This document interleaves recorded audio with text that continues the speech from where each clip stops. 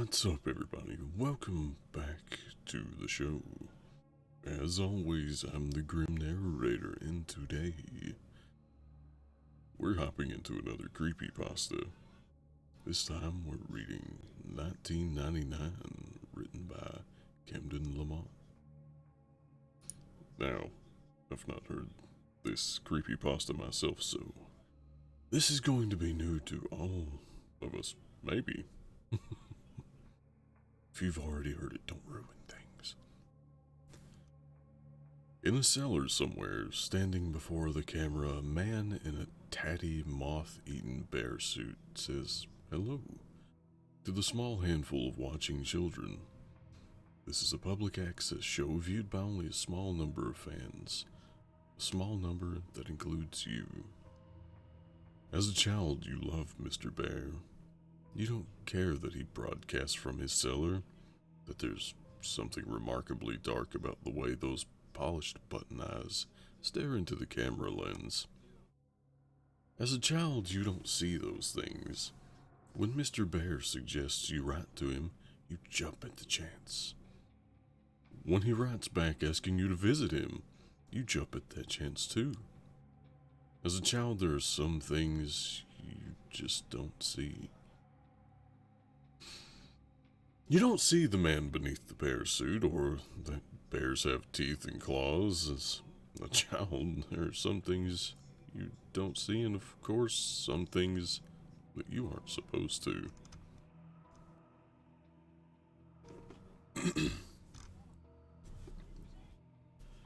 Now for the full read. The year is 1999. That sentence brings me back to my senior kindergarten class, when I was 5 years old, where we used to read out the date on the blackboard every single day. The year 1999 exists as a stain in my mind, however, as a memory that will not go away no matter how I try to forget. 1999 marked the year I lost my first tooth, my first time on a plane, and unfortunately, the early loss of my childhood innocence. That one memory that refuses to be wiped.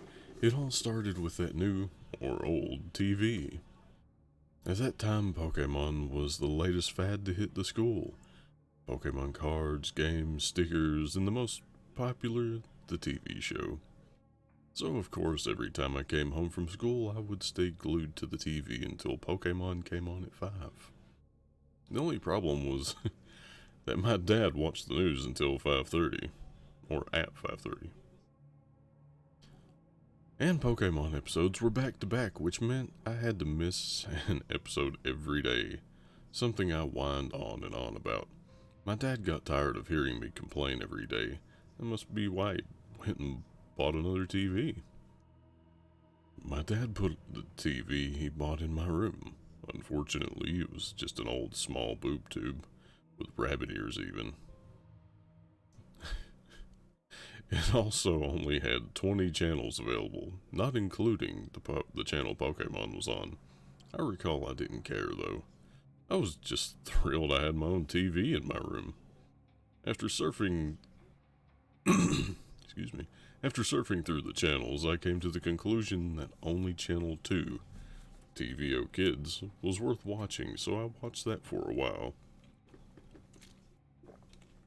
It wasn't for another few months until I discovered Channel 21. One day in April, I was flipping through the channels trying to see if Pokemon was on. I pressed Channel 21 into the remote hoping there were more channels. And to my delight, there was. My dad was surprised too, but he let me watch it because it seemed to have kids programs on. The channel was called Cellar Local 21, and later I found out it was indeed broadcasted from the town of Caledon, Ontario, a town very close to my city. The shows I saw on Caledon Local 21 looked poorly made, and I never understood what was going on in them half the time. However, as I grew up, every time I thought of that channel I realized more and more how messed up the shows were, and I had to ask myself, what the fuck was I watching? The following is a list of shows and episodes I remember seeing on Calden Local 21. How I remember such detail even disturbs me, but I guess things like this stand out in your mind for a while. The channel only ran a few shows, probably because it was the only operational between 4 p.m. and 9 p.m. April 1999. Mr. Bear's Cellar, Episode 12. Very sketchy name, if you were to look at it nowadays. A show featured a guy wearing a bear mascot costume who would get a new visitor into his cellar every day. It was always a kid. The show was filmed with a camcorder, and not a very good one either. The police asked me a lot of questions about this show. Okay, we just jumped to the police. The episode started with Mr. Bear sitting at a table playing checkers by himself. He sat there playing for a bit until there was a knock at the door. The camera was then looking up the stairs at the door, where there was another knock. Mr. Bear climbed the stairs and opened the door to reveal 2 young children. One was a boy about my age, and the other was a girl who looked about 8. Mr. Bear danced in delight, and then started talking to the kids. I couldn't hear any of them that well, I remember. Mr. Bear then led the kids into the cellar, which was quite dark, only lit by a small oil lamp on the table. I really can't remember that much more except him singing a song which I couldn't hear too well either, probably because of that large bear mask. The episode ended with them playing hide and seek, with the kids hiding in a closet and Mr. Bear counting. May 1999. Soup and Spoon. I don't think this was even a show. I think it was more of a special movie thing. All I know is I stopped watching Calden Local 21 for a while because I thought the show was too stupid, especially since Pokemon now came on at 4:30 and 5. I don't remember much of this, but it showed a can of soup and a spoon, both attached to strings, swinging back and forth as if someone was holding them and dangling them in front of that camera. Interestingly, though, the show was shot in a basement, which looked just like the one used in Mr. Bear's cellar. Like I said, I can't remember much. The only thing I can remember clearly was the end.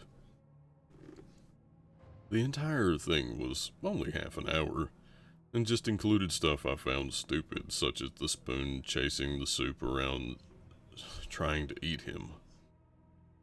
The ending showed a table and about 7 kids sitting around it, each with a bowl of soup in front of them. They were sitting and looking at the camera, but with confused, almost frightened faces. The cameraman then held the can of soup in front of the kids and said, "Spoons ready?" And then it just stopped. July 1999. It was summer, and I hadn't watched Channel 21 for a while, until one day when I slept over at my friend's house, and I had decided to check it out again. My friend had gotten a TV in his room for his 6th birthday, so we stayed up very late. For us, 9:30 was very late, and watched TV. That's when I remembered Channel 21 and brought it up to my friend. We decided to see if it was on, and to our surprise it was. They must have changed the broadcasting time. Mr. Bear's Cellar, Episode 23. This episode was entertaining for my friend and me, mainly because it had swearing. However, now that I think of this episode, I realize something was definitely wrong when it was filmed. The episode started with the camera on its side, while it was facing Mr. Bear, who was walking upstairs to the cellar door. The camera then blacked out for about a second before fading in, back upright and facing Mr. Bear. There was also another kid talking to him, but this kid looked about 11 or 12. He was talking to Mr. Bear for a while, but I couldn't hear well. Again, the crappy camcorder. Until the kid started raising his voice. The kid was saying how it was late and his sister had to go home.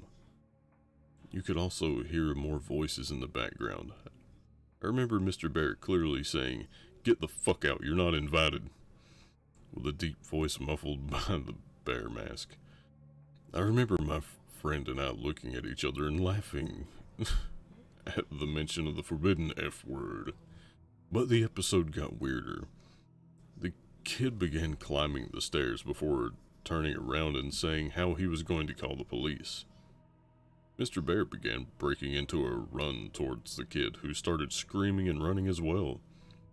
The camera then cut out, and that was the end of the episode. The channel then turned to static shortly after. August 1999. I didn't want to watch Channel 21 after that. In August, I grew more curious to see if Mr. Bear's Cellar for some reason, though. The last episode I saw of Mr. Bear was weird and had swearing, which also made me think the show was meant for teenagers. Nonetheless, I flipped onto Channel 21 when my dad was busy. Mr. Bear's Cellar, episode 28. Apparently this episode had been playing the entire month of August. It was studied a lot by the police. The entire episode was just Mr. Bear sitting in a chair talking to the audience. "Hello, kids. Do you want to visit my cellar? If you do, please write me a letter at this address." The screen then switched to a white screen with multicolored letters and reading the address. And that was what remained for the rest of the episode. This repeated for 5 hours every day until September came. And guess what I actually did? I sent Mr. Bear, or that sick bastard who portrayed him, a letter.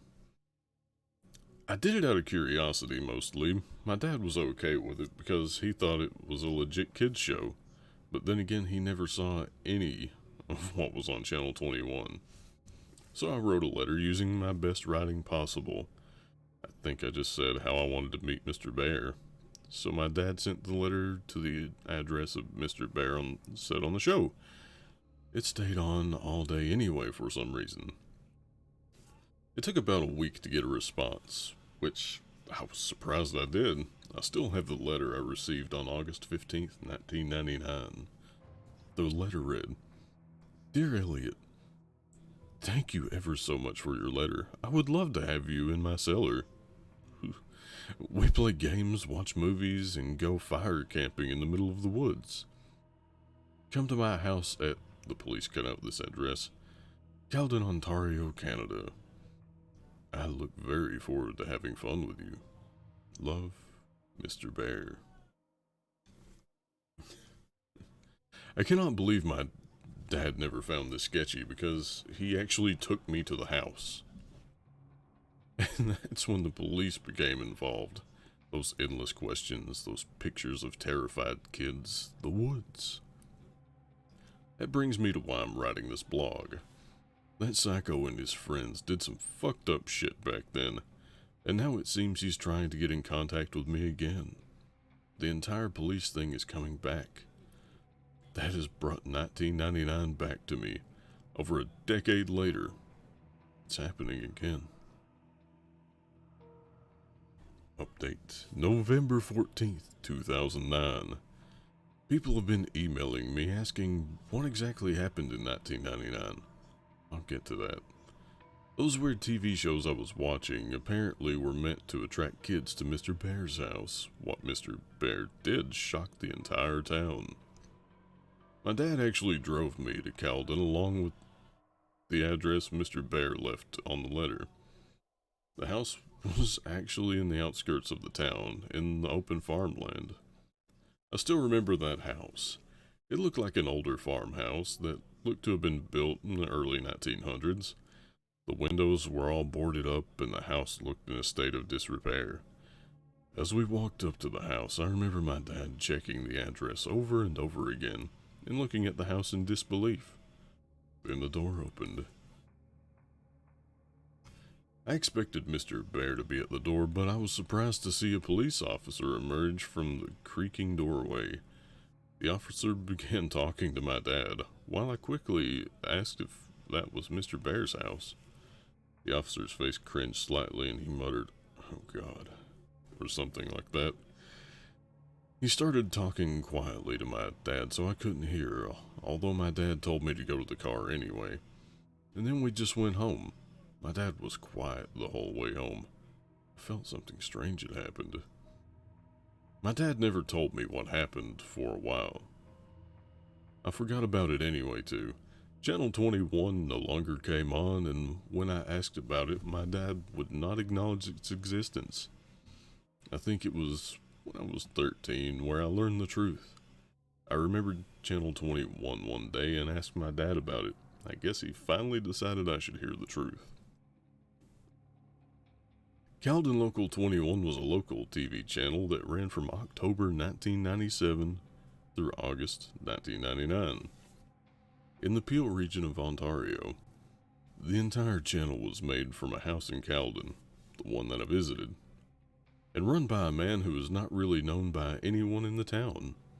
The channel was only available to older TVs because the signal was only picked up by rabbit ears, because it was a weaker frequency. The man created all the shows on the channel, all of which were kids' shows. He was Mr. Bear, and he was the mysterious cameraman. The real reason he created the channel was more disturbing than what was originally thought. As you might have already guessed, he kidnapped kids and held them in his cellar. But while most people thought he was a serial child molester, he really wanted to use the kids for another purpose. The day I arrived, the man had fled his house the night before. The day before the police went for further investigation. I wasn't the only one who was watching. Update, December 2nd, 2009. Sorry for not answering any questions for so long. I haven't accessed my email account for some time. Anyway, let me finally set things straight about what I know. Back in October, I visited the house previously owned by the man who ran Cowden Local 21. 2 women lived there, operating a daycare business. How ironic. Now to the answer to the questions you guys emailed me. Question: who else watched Cowden Local 21? I know other people watched it for sure, including those kids who wound up at Mr. Bear's house. After some Google searches, I found a few people on the Neoseeker forums who were discussing shows from Cowden Local 21. They talked about the 2 shows I watched, but also another 2 shows I'd never seen before. A user named I Am Real Life seemed to know all the shows that were broadcasted on Channel 21. Here are the 2 I've never heard of. The Fallen Angel and Life. I Am Real Life described it as a fairly boring show about a guy rambling on in front of the camera about how we must please Satan and appease him before it is too late. Paint with the Soul. I Am Real Life and another user called Siggy92 were discussing this show. They described it as Blair Witch-like, as it consisted of the cameraman wandering around the forest at night doing nothing particularly interesting. I'll go looking for the conversation and see if I can find the link. Where is Mr. Bear, or the guy who wore the costume?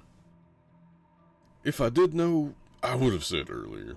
I have no idea where this guy is, or if he's dead or alive. Hopefully dead. When I see my dad's friend next time, I'll ask him about this. Maybe I can get a more definite answer. What did Mr. Bear do to the children? This is by far the most common question I've been asked. I found this out in October as well via my dad's friend who is a retired Cowden regional officer. Apparently, the man playing Mr. Bear took the kids out of the house and into the forest nearby. What he did there, police are not exactly sure how it happened. but 16 charred bodies of children between the ages of 4 and 13 were found in a 15 by 15-foot ditch deep in the forest. My dad's friend did not want to go into the exact details, but I'm seeing him next Thursday anyway, so maybe I can extort more information from him then. That's all I have for now. Thanks for keeping an interest in my blog. I'll try to gather as much information as I can for my next post. I've actually been getting pretty interested in this myself. Should be my right to know what the hell happened. Update, January 14th, 2010. I'm sorry I haven't posted anything in a while. I kind of lost interest in this blog since I hit a standstill while looking for more information about the identity of the owner of Caldon Local 21. However, a few weeks ago, I struck gold. I found some answers, surprisingly, from the father of a kid I used to babysit. He lives just across from my street, and I used to look after his kids when they were younger. He currently doesn't have a job either. He used to live near the woods outside of Caldon and witnessed the owner's activities in the woods. His name is Anthony Pollo? Pollo? You decide.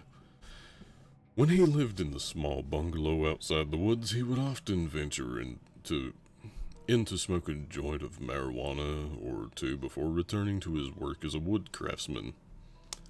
Paulo described that sometimes he would hear voices of children coming from deeper in the woods, as well as a glowing light off in the distance. Paulo said these events started in late 1997. Note, this is around the time Caldon Local 21 began airing. He apparently became annoyed by this happening every once in a while and actually began to investigate. Paulo then described what the whole scene looked like when he got there. There was a group of kids, he said about 13 to 17 and ages 5 to 12, gathered around a large fire pit with a burning fire. With them was a single adult. Paulo talked about the man, noting his unusual unkempt appearance of a crack addict as well as his constant twitching, and asked what he was doing out in the forest with children. The man said they were on a camping trip, something they did frequently. Paulo, not suspecting anything, Caldon has one of the lowest crime rates in Canada, simply left it as that and told them to be quieter. Paulo then paused for a while before telling me that they never became quieter. In fact, sometimes he heard loud chanting from the children in an unknown language.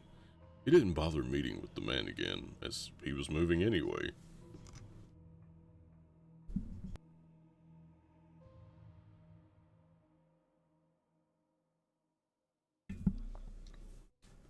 I told Paulo that the man was probably the owner of Caldon Local 21, but he doubted it, as he heard the man was moving to Pickering by several other residents in that area.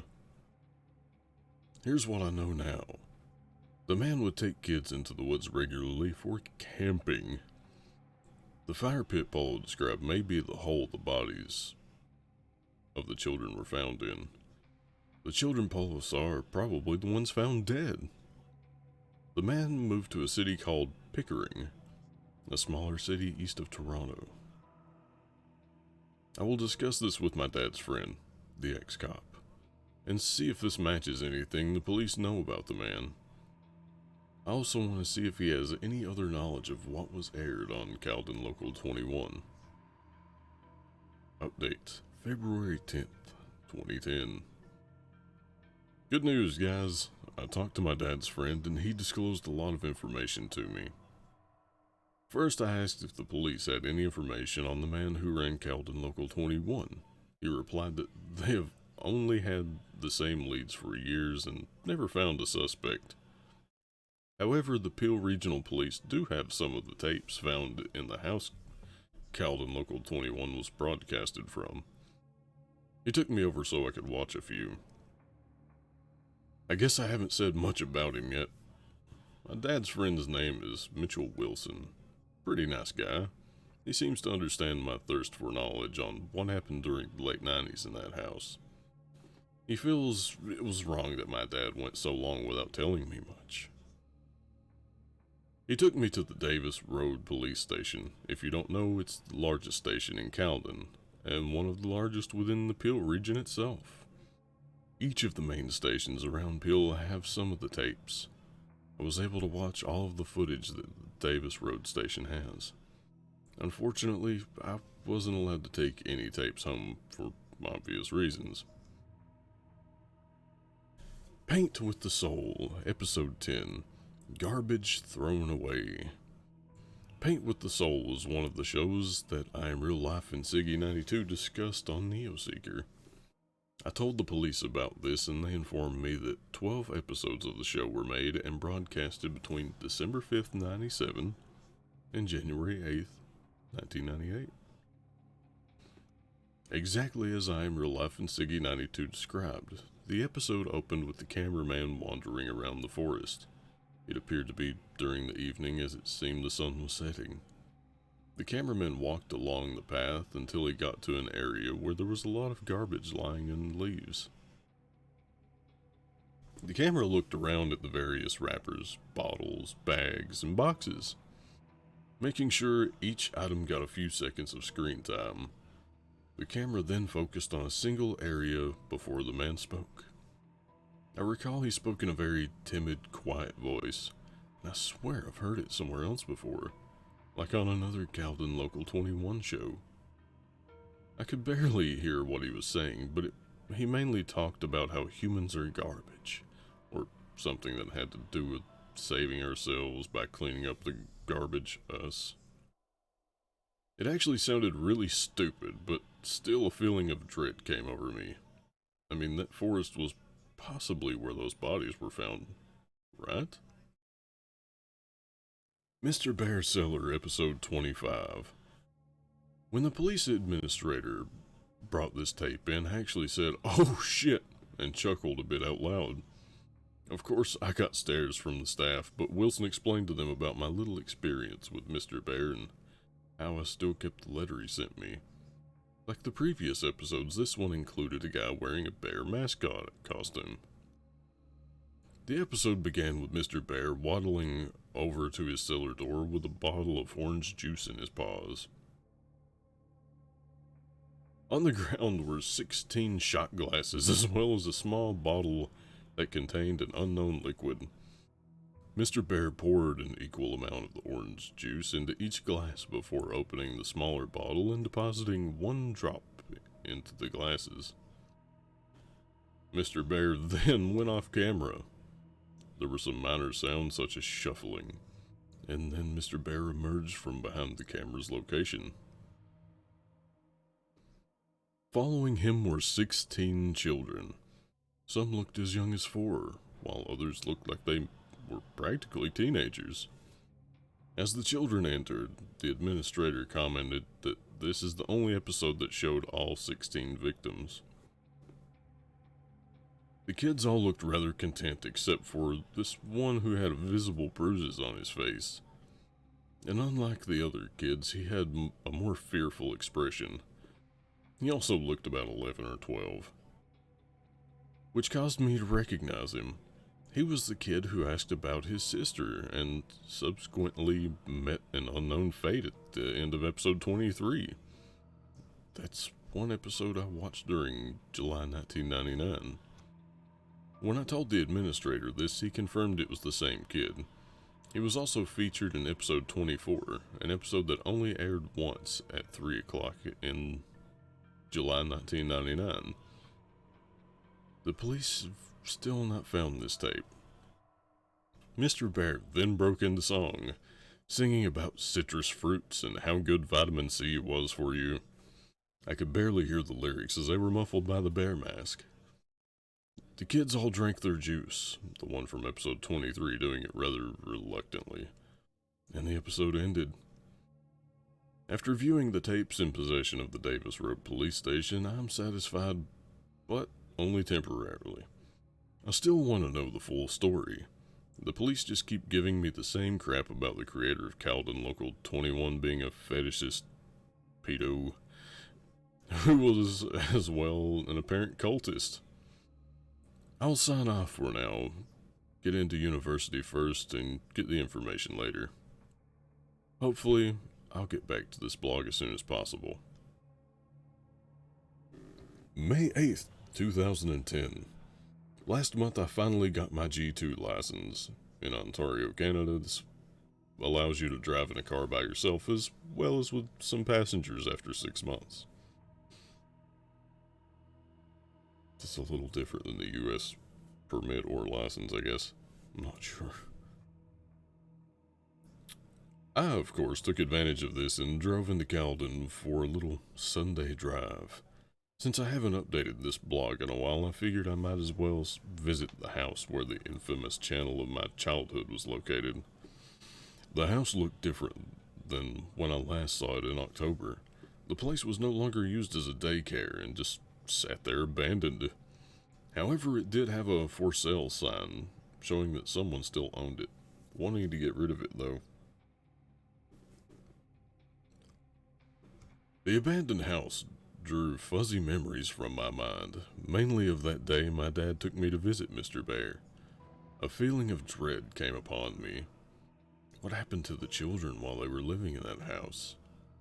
I walked up the steps to the front door and peered through the window. Inside, I could see a nearly empty hallway with a few boxes at the end. At the end of the hallway to the right was an open doorway, presumably leading to the kitchen. To the left were 2 doors, both apparently leading to the rooms visible through the windows outside. I wondered where the cellar entrance was located and whether it had been sealed up. I walked around to the back of the house and found my answer.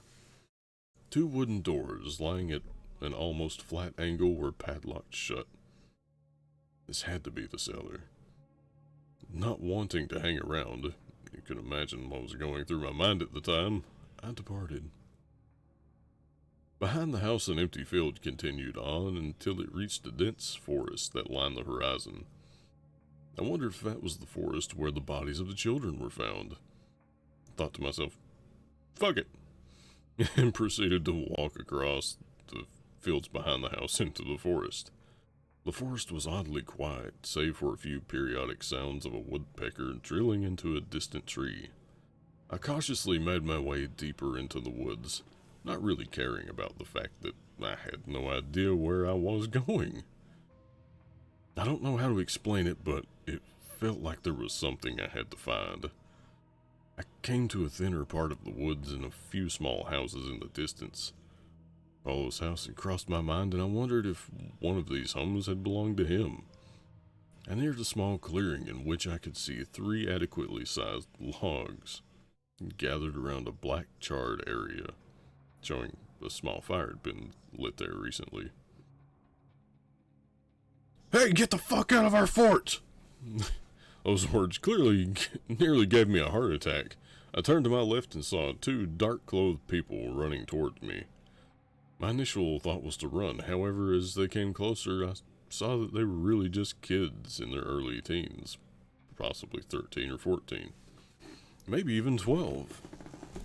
They approached me and they realized my size as well. I'm 6'1", and while they could have been no bigger than 5'8", one might have been 5'7". We said, "Get the fuck out." The larger one, who was wearing a Slipknot t-shirt, said half-heartedly. I stood my ground and shrugged. The shorter one, who was wearing a Metallica shirt, swung out a butterfly knife and held it in my direction. "No, you wouldn't want to," I said in a deep, serious tone, trying to sound as badass as possible. I pulled out my cell phone. The 2 kids withdrew, the one in the Metallica shirt putting away the knife. "Look, dude, we don't like people in our fort, so can you just go?" The one in the Slipknot shirt said, obviously intimidated. I had no business in the forest anyway, so I uttered a simple "fine," and turned before I realized I had a great opportunity. Did either of you hear of a guy who murdered a bunch of kids in these woods about 13 years ago? I asked the kids. The two looked at each other in confusion before the one wearing the Metallica shirt answered, "Yeah, everyone knows about that guy," he said to me as if I were stupid. The kid in the Slipknot shirt continued, "He still lives around here in the storm drain. My big brother's friend said he saw him in a bear costume once wandering around the forest at night." My instincts told me it was probably a lie, and the owner of the Cowden Local 21 was probably long gone, only existing as folklore in the smaller, isolated community.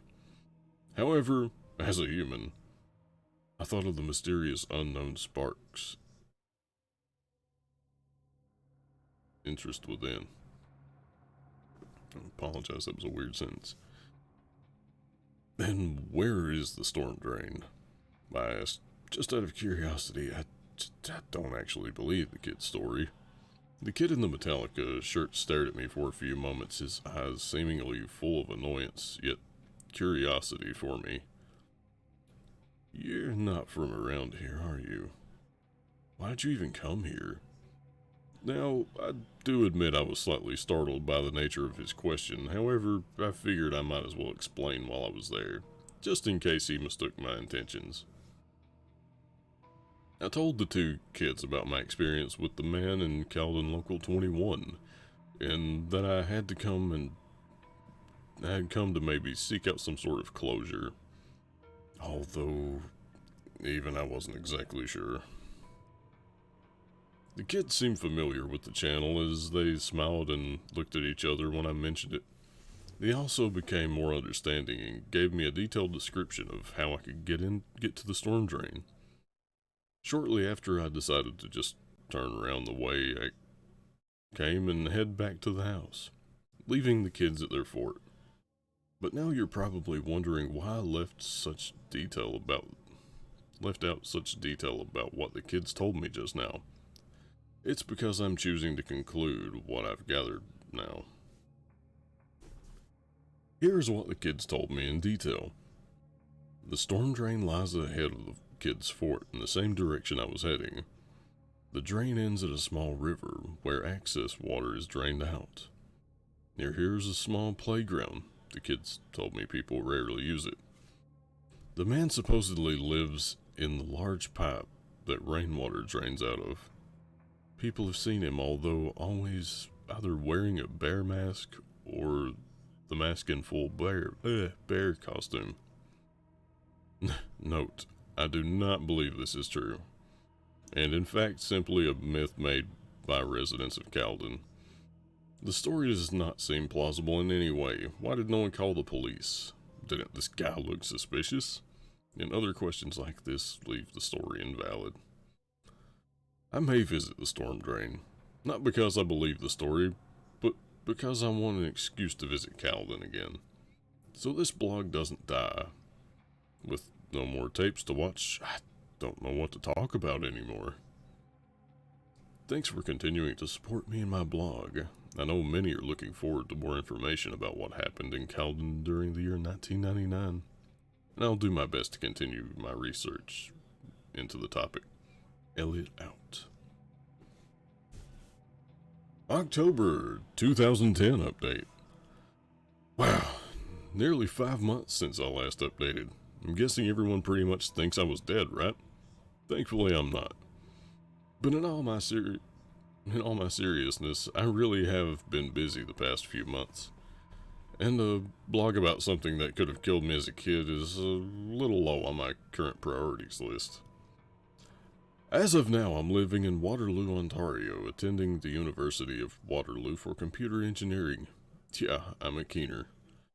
As you can imagine, engineering is no walk in the park, so obviously I nearly forgot about this blog. But as you can see now, I'm back.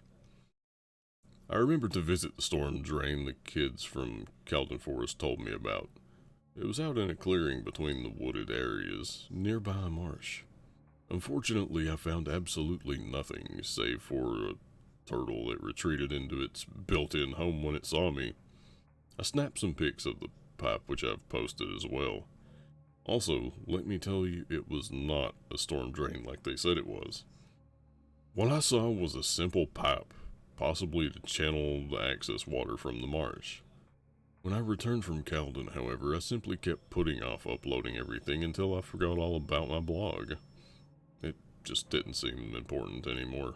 Please forgive me. It wasn't until recently that I'm now interested in my case again.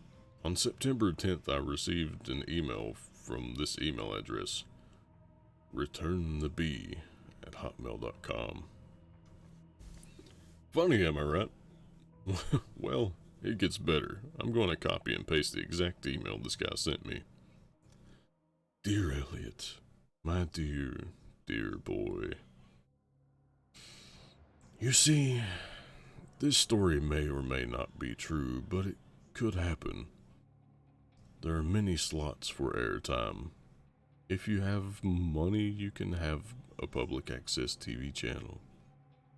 Some public access channels share airtime, like EWTN, a religious channel based out of Michigan, that shows Catholic-based programming but during off-air hours have independent shows or just blue screen.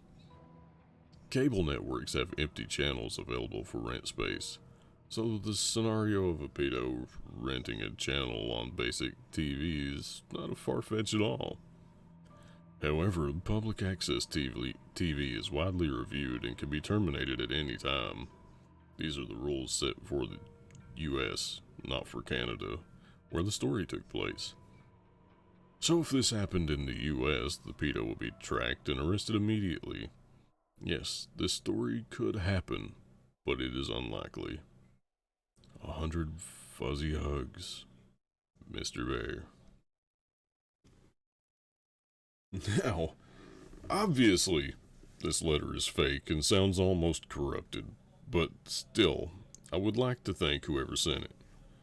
Though they could use some English lessons, just reading this letter creeped me out.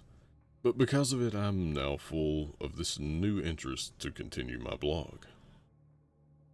I guess it's just funny trying to pursue the mysteries I've always questioned. Now my roommate knows all about this. He thought the letter was real and actually seemed more scared than I was for a second. But then I shrugged it off. So did he too. I mean, what are the chances of this being real? How would Mr. Bear know all this about public access TV and about when I went to Calden on those occasions? More or less know my email or me still be interested in his Cellar. Ha.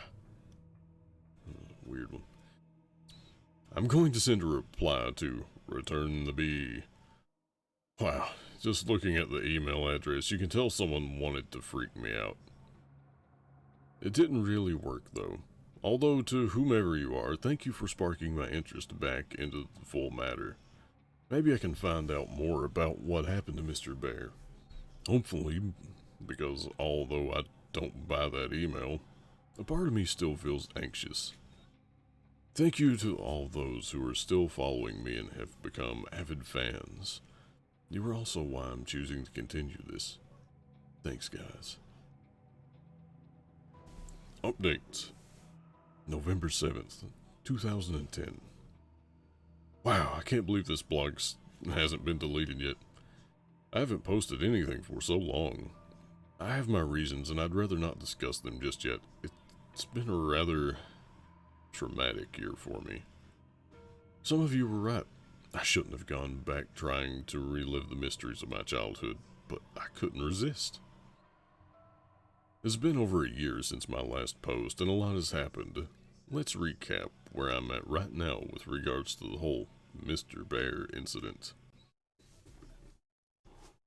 ReturnTheBee@hotmail.com is no longer in use. I tried replying to the email, but I got no reply.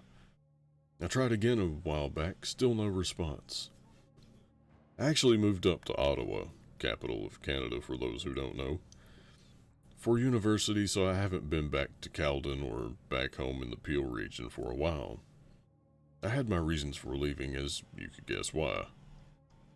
I've had to make a new email account because people keep prank mailing me pretending to be Mr. Bear. Thanks a lot, guys. Not. Why have I ventured back to this blog?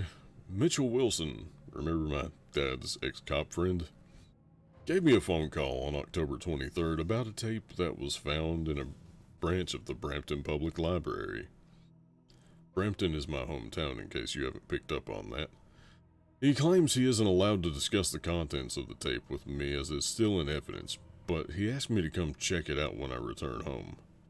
The tape got the gears grinding again because we all know what was on the last tapes I saw.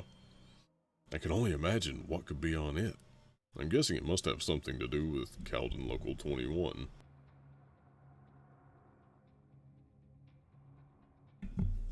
I guess I just wanted to say I'm continuing this blog and thank you for everyone who still follows it. I don't know when my next entry will be, but when I see the tape, I'll write what I find. I don't know what to expect, but the idea of seeing another tape has gotten me interested in the whole mystery all over again.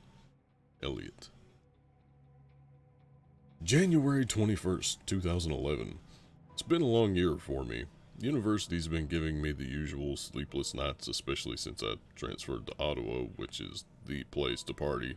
Sarcasm. But now I'm back home with my dad in Brampton, the town I grew up in. I got home on the 18th of December and have been visiting with friends and family, or at least what I would rather have done. Or at least that's what I would rather have done. Now that festive holiday cheer that I usually have at this time of the month is absent.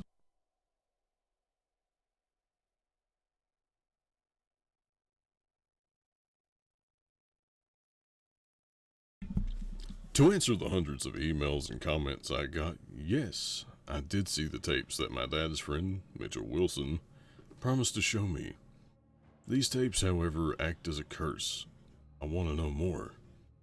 Yet, I want to forget everything. I couldn't help it. I needed to see those tapes. Not only for myself, but for all of you guys who are just as intrigued as I am by that ominous man in a bear suit from my past.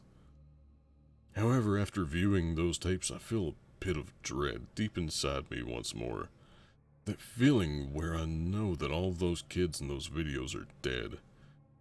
That I could have been one of those kids. And that humanity is a dark, dark place. If you haven't skipped this paragraph for the juicier details below, thank you for listening to my rambling. You're welcome. On January 1st, I called Mitchell Wilson and asked if there was a time where I could come by and view the tapes. Things were pretty slow at the station because of a snowstorm, so he said I could come down any time that day.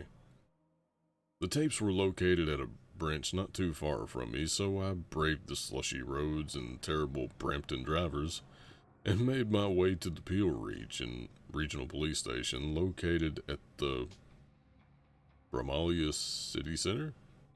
Did you crack it that word? I met Wilson at the front desk, where he then led me up to the second floor into a small office. He instructed me to have a seat and wait while he went and got the tapes. Before leaving the office, he turned to me and said, "I know you're curious, but are you sure you want to do this?" Of course I did, or at least I thought so. Besides, Wilson's friend had pulled a lot of strings to get me in there, and I didn't want to waste the opportunity. This particular station had 2 tapes on hand. I was only able to watch a few minutes of footage, however, because the second tape was apparently too damaged to be played on a VCR. Mr. Bear's Cellar, episode 30. Mr. Bear never ceases to disturb me, especially after what almost happened when I was younger. This episode took place outside in a forest at dusk, making it slightly hard to see, especially considering the quality of the film, a trademark of anything from local Camden Local 21. The episode started with the camera being held in the paws of Mr. Bear, aiming it at himself. That bear mask, it looked more sinister in the shadows of the trees. The unmistakable, muffled voice spoke up. "Hello, children. Today I'll be doing a wonderful thing for my friends. I will be delivering them to a faraway land where they will surely be happy. Mr. Bear turned the camera around to show an ATV with an attached trailer, but what stood out the most was that the trailer contained 7 motionless children, lying side by side. This here is the first load, but more will be on their way soon. Mr. Bear turned around and pointed the camera at a large burlap tarp spread on the ground.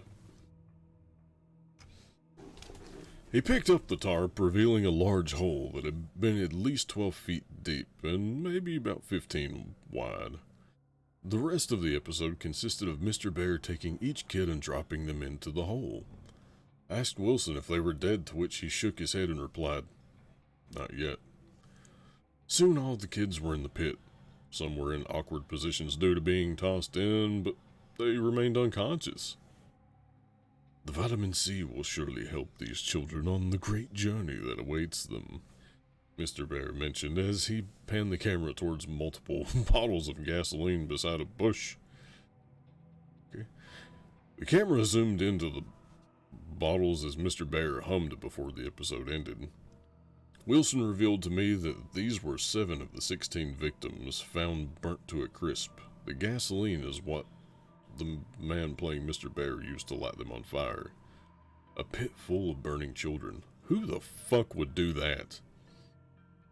That feeling of dread found me once again, and when I realized that I could have been one of those kids. Wilson then explained to me that he had previously lied. The other tape confiscated by the Ramallah police branch did indeed work and contained the filming of the actual burning. However, he felt I wouldn't be able to handle the disturbing and graphic nature of the episode. And you know what? Maybe I can't. I don't even want to see it. I'm satisfied for now. But I just need some time to get myself together. The thing is, the man who ran Caldon Local 21 is still out there. More to come soon. Elliot.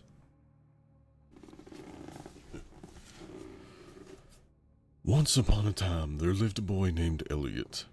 Elliot was a clever boy who loved playing with his friends. One day, he watched a lovely television show about a bear and his children friends. The children loved helping each other as good children should, but they also loved the bear. The bear loved the children since the children were so good at helping him and the fallen angel. The children and the bear wanted to play together forever, with the help of their angel friend. But the fallen angel needed even more help, so the children had to give the ultimate sacrifice. But that's what friends do, Elliot. They help each other. Help us, Elliot. Burn with us, Elliot. I want you, Elliot. He wants you, Elliot. Come back to my cellar. Pretty please, with sugar and icing on the top. Mr. B. Update, April 5th, 2011. I wanted to update more, I truly did. However, certain circumstances had turned me off the whole Caldon Local 21 thing. I've since had hundreds of emails about my blog and was even in contact with a magazine about my story. But now is the time to come clean to everyone. Where have I been for an entire year? The story of Pandora's box is true, and I opened it. I opened it when I watched the second tape in the possession of the Ramallah police branch. The other subject I'd like to address is the number of joke/fake emails I've been getting from people claiming to be Mr. Bear. Let's start with the second tape, as that is what has traumatized me into stopping my research temporarily.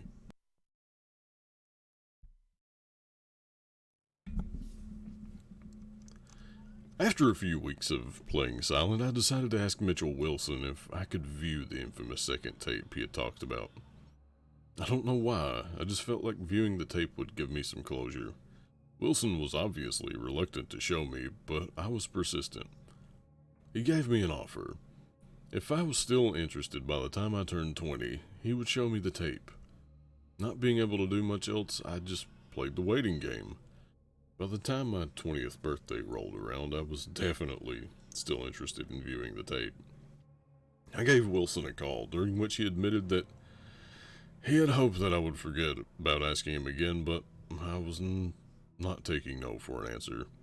You really don't need to see it, he kept telling me, but I did need to see it.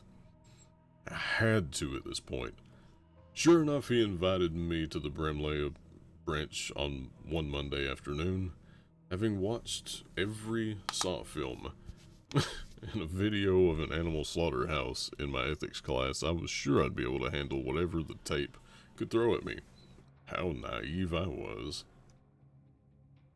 Mr. Bear's Cellar, episode 31. When Wilson went to collect the tape from evidence, the officer in charge of the evidence room shook his head at me, his face saying, "What are you doing?" Wilson explained that this tape includes the last known episode of Mr. Bear's Cellar. I rightfully assumed that I would be seeing the fate of the children and began to feel a sense of dread. The episode opened inside a forest, the usual one from the previous episodes. This fact took me a while to realize because it was not. The trees and leaves just looked like shapes dancing around in the darkness. A faint glow of light was present on the right side of the screen. There wasn't any apparent audio. It appeared to be a windy night, yet the trees weren't making any noise. Slowly, the camera began to pan towards the glow, revealing smoke rising from a hole with the tips of flames peeking over the top. Wilson paused at this point. "Are you sure you want to see this?" he asked me. I insisted on it, even though a voice in my head was telling me not to. The video continued. The cameraman moved towards the hole, showing the pit of fire. This was the hole that I had seen in the previous episode, only this time it was filled with shapes. I could see shapes moving around, fluttering, flailing, some motionless. I knew perfectly well what they were. The camera began to adjust to the light and burning flesh, red, black. A blur of surreal movement and colors. I wish I could forget what I saw, but you can't forget a scene like this. This was not a horror movie, this was reality. Human beings were being killed in a horrifying way, a fate that I could have potentially met. The video suddenly cut to dawn, the camera now positioned further away from the hole. The fire was out, however, there was still smoke rising up. A figure was up ahead. I recognized it right away. The Mr. Bear suit was laid out on the ground, empty. It looked just as unnerving. The suit was laid out in the shape of a cross. The cameraman did a lap around the suit, treating it like a treasured artifact. Placed at the head of the suit was a sign.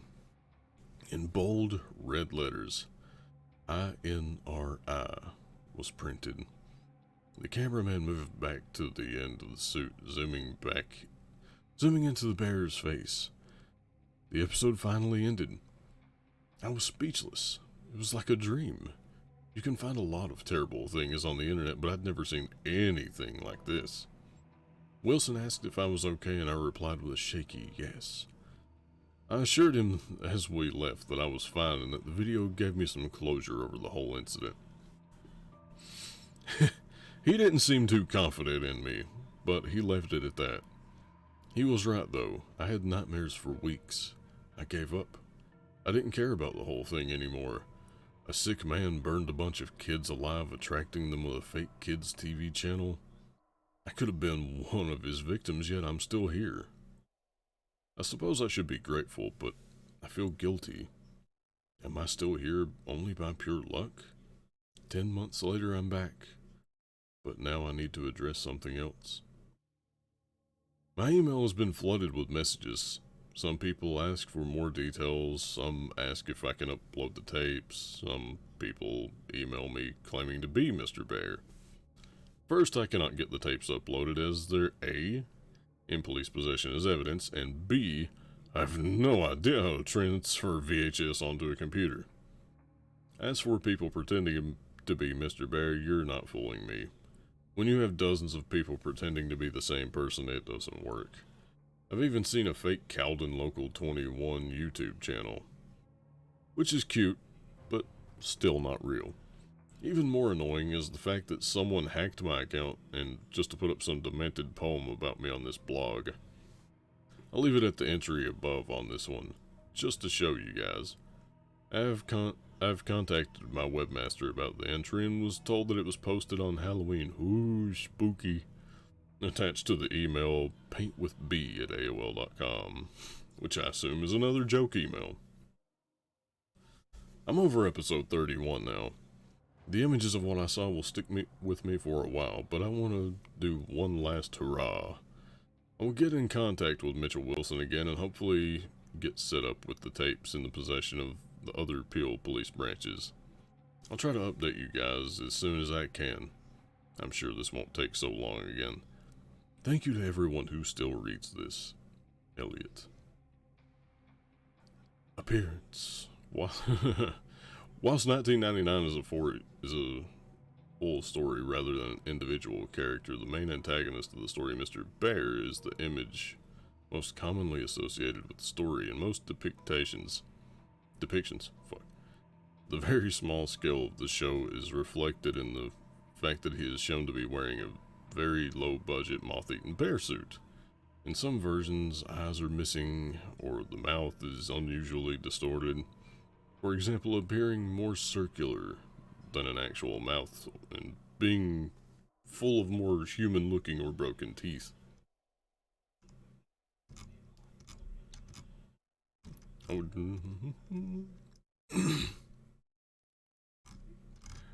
Well, that honestly ended rather abruptly. I was expecting more of a grand finale, or perhaps the fact that it ended so abruptly was the finale.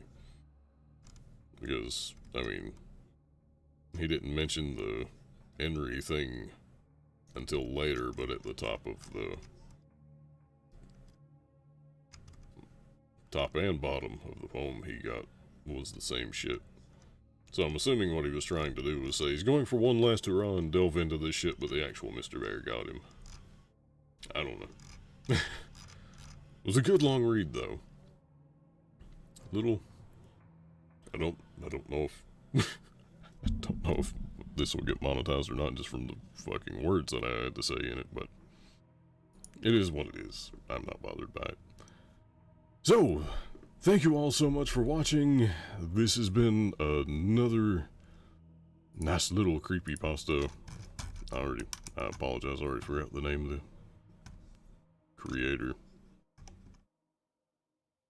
Oh my god, I broke it all. Anyway. I don't know what's happening. Back Camden Lamont, that was it. Camden Lamont.